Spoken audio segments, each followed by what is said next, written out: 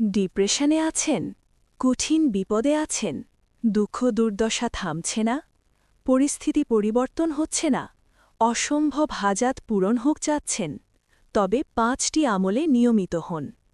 ১. সালাত। ফরজ সালাত তো পড়বেনই, এর বাইরে প্রতিদিন অন্তত ২ রাকাত দীর্ঘ সিজদা, খুশু খুজুর সাথে সালাত আদায়ের পর দুহাত তুলে আপনার মনের আকুতি, কষ্ট, ইচ্ছে আল্লাহকে বলবেন। এটা যদি শেষ রাতে করতে পারেন তাহলে তো সোনায় সোহাগা। ২. সাদাকা। প্রতিদিন সাদাকা করার চেষ্টা করবেন। অনলাইনে অনেক অথেন্টিক সোর্স থাকায় সাদাকার জন্য বাইরে যাওয়া লাগে না। হোক না ১ টাকা, তাও প্রতিদিন হোক। সাদাকা বিফলে যায় না। এটি কখনো বিপদ ঠেকায়, কখনো রোগ দূর করে, কখনো দুয়া কবুলের উসিলা হয়, কখনো বা সম্পদ বৃদ্ধি করে। আর আল্লাহ ইচ্ছে করলে সাদাকাকে ৭০০ গুণ বা তারও অধিক বাড়িয়ে দিতে পারেন। সূরা বারাকাহে আয়াত ২৬। ৩. ইস্তিগফার।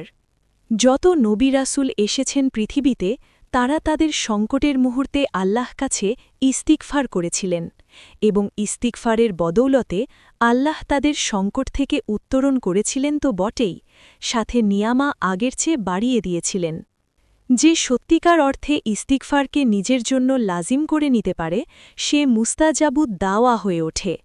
বদ্ধ কুটিরেও আল্লাহ তার জন্য দোর খুলে দেন। ৪. দুরুদ। দুরুদবিহীন দুয়া আসমান ও জমিনের মাঝে ঝুলন্ত থাকে। দুরুদ পাঠ ব্যতীত দুয়া কবুল হয় না।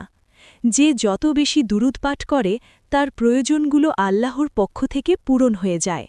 দুরুদ পাঠে হয় নেকি লাভ, গুনাহ মাফ, রহমত বরকত হাসিল হয়, মর্যাদা বাড়ে, টেনশন কমে। ৫. দুয়া। আমাদের তকদির নির্ধারিত হয়ে গেছে। কোনো কিছুই এই তকদির পরিবর্তন করতে পারে না, একমাত্র দুয়া ব্যতীত। দুয়া দিয়ে অসম্ভবও সম্ভব হয়, তাই দুয়ার বিকল্প দুয়াই। দুয়া কবুলের প্রতিটা সময় তালাশ করে দুয়াতে লেগে থাকার চেয়ে উত্তম সমাধান আর নেই। সালাত, সাদাকা, ইস্তিগফার, দুরুদ ও দুয়া এই ৫টি আমল হাতের ৫টি আঙুলের মতো। যখন এই ৫টি একসাথে মুষ্টিবদ্ধ করবেন তখনই পারবেন আপনার প্রয়োজন, আপনার অসম্ভবকে ধরতে। সওয়াবের নিয়তে পৌঁছে দিন সবার কাছে।